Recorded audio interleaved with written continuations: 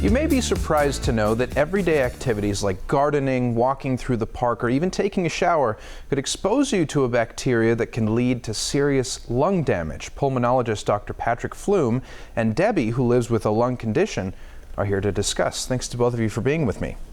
Thank you. So Dr. Flume, let's start with you. I'm talking about something called NTM lung disease. What's the long form name for that, and why should people know about it? So NTM stands for nontuberculous mycobacteria. And these are bacteria that live in the environment. They're in the soil, they're in the water supply. We are all being exposed to them. Most of us are not going to develop infection, but some people are vulnerable and they will develop a chronic persistent infection which can lead to chronic, progressive, and sometimes severe lung disease.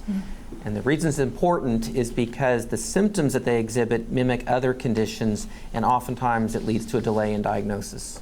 So specifically, what are those symptoms that they might experience? So they may have respiratory symptoms that may include persistent cough. They might be productive of sputum or phlegm, but they might also be nonspecific systemic symptoms like low-grade fevers, night sweats, weight loss, or this overwhelming sense of fatigue, kind of like having the flu all the time. And Debbie, when did you know that you had a problem? Oh, it took me 15 years of wrong diagnoses to finally get to the point where I had the diagnosis. So I had a long-term persistent cough that wouldn't go away, and when I got a cold, it lasted at least 3 months. And so I knew something was wrong, but the defining point was a family dinner where I could not function.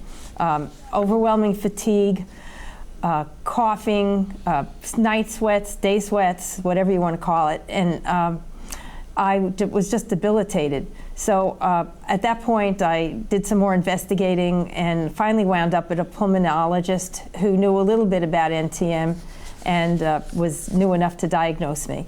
And although the diagnosis wasn't a fun diagnosis and it was a big mystery because I had never heard of it, once I got on treatment, I felt so much better, and to this day I do. That's great to hear. The key is, I think you went to a specialist, somebody who might have known a little bit more about the specific situation than another doctor. So would you say that your lifestyle has changed significantly? Well, at the beginning it did, because the behaviors that I had to do had to be different. I had to incorporate my antibiotics at the beginning when I was on that, and I also do airway clearance. I still do that, and I will probably do that the rest of my life. So that's 1 hour in the morning and a half hour in the afternoon. As a result, too, my plans for retirement changed because I knew I needed to not go to a humid climate, and so Florida, which was under consideration, was out, and we retired to the desert of California, which was a big improvement for me. I mean, I had spent time in Florida, and I feel so much better in California now. It's just it's life-changing for me. I think that's good advice. Don't go crazy self-diagnosing, because nothing good can come from that. So thanks to both of you for being with me.